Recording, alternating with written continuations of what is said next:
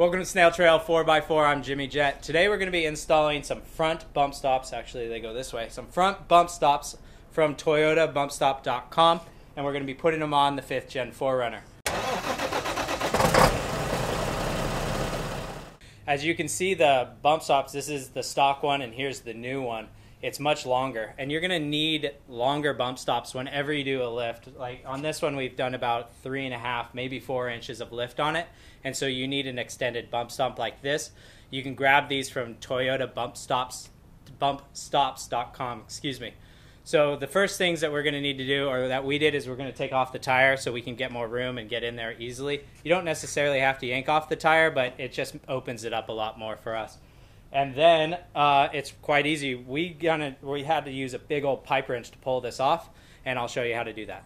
So the bump stop's located right here on the front, and it's huge. You got to pull off that whole entire thing. So I didn't even have a crescent wrench that fit that, so I had to use this big old pipe wrench.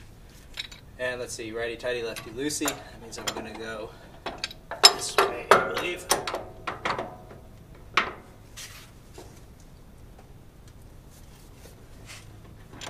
There you go. Just a little loose, and then you can take it off by hand.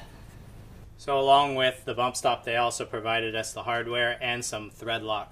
So we're just going to set this down in there, and I guess kind of jiggle it around or figure it out how to get it in. How do you? Jiggle harder. Jiggle. There it goes. Alright, now we're going to drop some thread lock on there, and then really all we're going to do is just bolt it back up into place. So with a little bit of thread lock on there, found out it's a 14 millimeter. We're just going to hold it up, and then you just thread it on in. Tyler, want to grab me a deep socket? 14? 3/8 drive. 30 foot-pounds is what you torque these down to. It's not a whole lot, so just be careful on that torque wrench.